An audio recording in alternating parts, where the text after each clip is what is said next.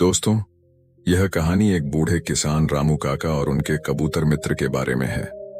इस कहानी में आप देखेंगे कि कैसे एक कबूतर गांव के अमीर और स्वार्थी लोगों को एक अच्छा सबक सिखाता है। संदेश: मानवता सबसे बड़ा धर्म है। रामू काका एक छोटे से गांव में रहते थे।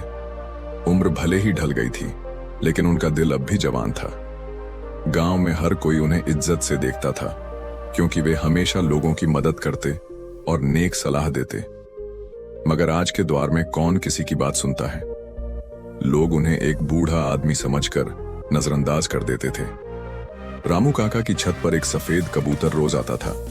यह कोई आम कबूतर नहीं था, क्योंकि जब भी रामू काका उदास होते या किसी मुश्किल में फंसते, वह आकर उनके पास बैठ जाता, मानो वह उनकी परवाह करता हो। रामू काका उसे प्यार से मित्र कहकर बुलाते और हंसते हुए कहते, तू ही है जो मेरी बातें समझता है। गांव में मुश्किलें बढ़ने लगीं। गर्मी का मौसम था और इस बार बारिश बहुत कम हुई थी। खेत सूख रहे थे, कुएं खाली थे और गांव के लोग परेशान रहने लगे। जिनके पास पैसा और अनाज था, वे इसे बचाकर रखने लगे, और जो गरीब थे, वे भूख से बेहाल हो रहे थे। रामू काका ने गांव के बड़े बुजुर्गों को इकट्ठा करके कहा, अगर हमने एक दूसरे की मदद नहीं की तो हालात और बिगड़ जाएंगे। हमें मिलकर हल निकालना होगा। लेकिन कुछ लोग स्वार्थी थे। वे बोले, हमने मेहनत से कमाया है, किसी को क्यों दें। रामू काका दुखी हो गए। उन्हें समझ नहीं आ रहा था कि कैसे लोगों को इंसानियत का सबक सिखाए। उसी शाम रामू काका अपने आंगन में बैठे थे। उनके मन में कई सवाल थे। तभी वह सफेद कबूतर उड़ता हुआ आया और उनकी छत पर बैठ गया। वह इधर उधर देख रहा था। फिर अचानक एक अमीर किसान के घर की छत पर जाकर बैठ गया। वहां कुछ अनाज रखा हुआ था। कबूतर ने कुछ दाने अपनी चोंच में उठाए और उड़कर गांव के एक गरीब आदमी की झोपड़ी के पास जाकर गिरा दिए। रामू काका चौंक गए। यह नजारा देखकर उनके चेहरे पर मुस्कान आ गई।